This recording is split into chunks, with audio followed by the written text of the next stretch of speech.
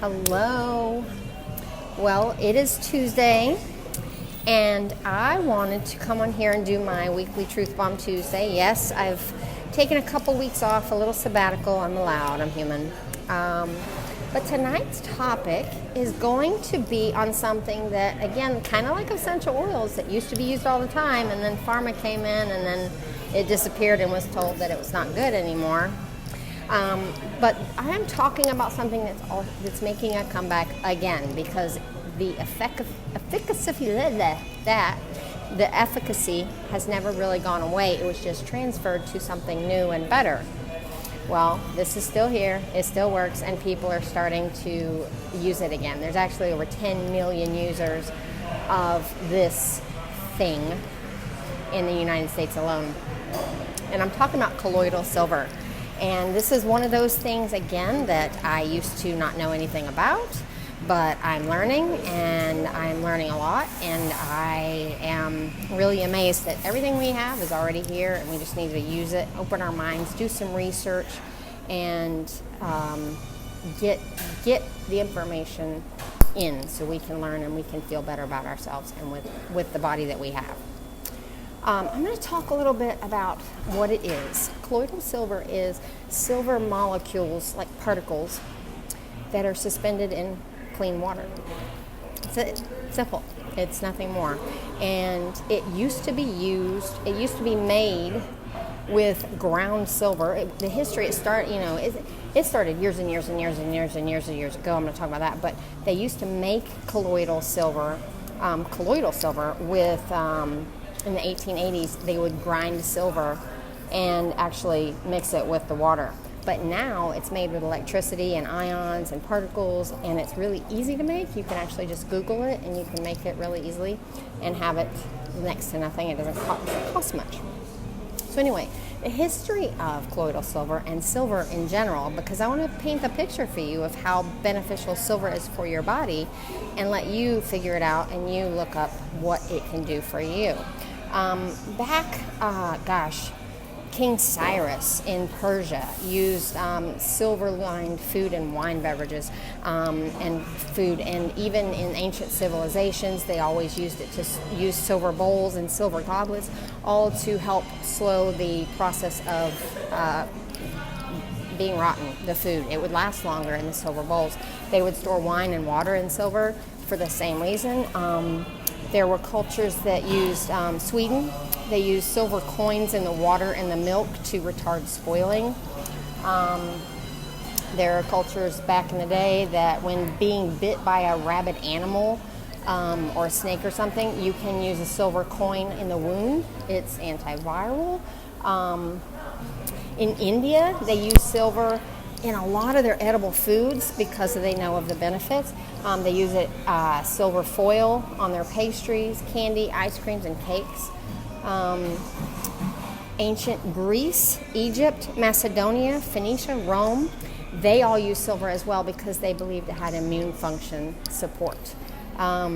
Hippocrates used silver powder for wounds, but he if you don't know who he is, he's the father of medicine. And, oh gosh, I really can't see. It's dark in here. He wrote in his medical texts that silver had beneficial healing and anti-disease properties and praised it for the tissue and wound healing abilities. That in itself says huge things. It's been shown to be antifungal, antivirus, and antibacterial. Back also in royalty days, when there's kings and queens and whatnot, the nobles, they all had silver food prep, drinks, goblets. I've talked about that, but it was mainly for the wealthy. But they used it in all their food prep and all their things. And silver spoons. When kids were born, they were given, usually by their godparents, a silver spoon, and that was beneficial for them while they were eating to get the silver in, and it was a sign of nobility. Let's see. I think I went over all the history of it. Now, it's been used since, like I said, forever. Keep going back. Silver's been used for our health. And it was used mainly as an antibiotic before antibiotics. When pharmaceuticals came out, they used colloidal silver quite often as a beneficial health support system. But then pharma came around and they changed their tune and started making it be not so good for you. They don't have any studies on it. They are studies. You need to look. There's tons and tons and tons of people out there who've used it and had great results. So don't look at the research that, just don't Google it real quick, because you're going to find it's not this, it's not that, there's no proof. But go and look in chat rooms and go and look in people that actually use it, and you'd be amazed. There's been doctors that have used it. Dr. Henry Crooks used it for pink eye, skin, digestive issues, internal. Back before pharma again, back a long time ago, since the 50s and 60s, 90 products were recognized as antibiotics, and they contain silver. To this day, sulfidine, sulfadiazine, whatever you want to call it, is the standard of care in burn centers worldwide since 1968. That says something huge about the benefits to our skin, at least.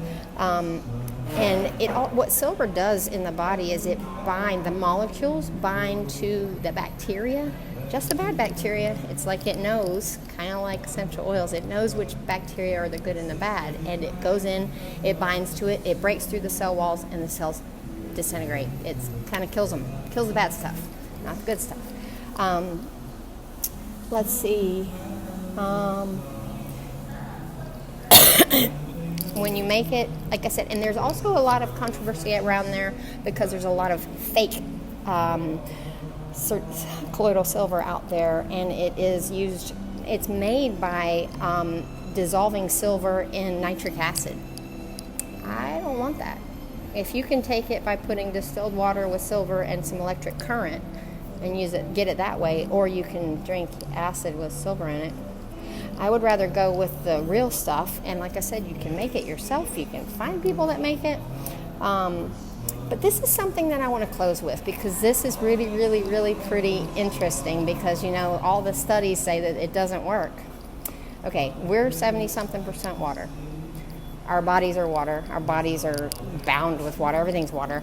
And if it's not good for you, I got something right here that's going to blow your mind. In the mid-1960s, Johnson Space Center developed a lightweight generator to disperse silver ions into drinking water aboard Apollo to kill bacteria in their water systems.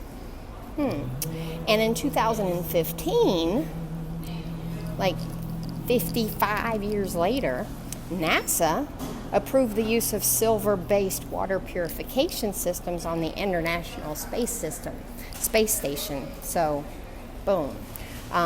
It is real. It does work. And I suggest you look into natural remedies.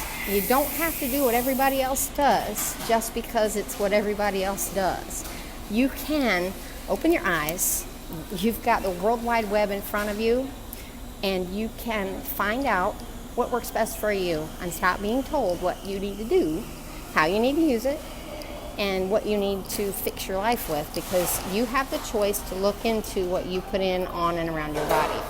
That being said, I hope you have a blessed evening, and thanks for watching Truth Bomb Tuesday, and I'll see y'all next week. Have a great day.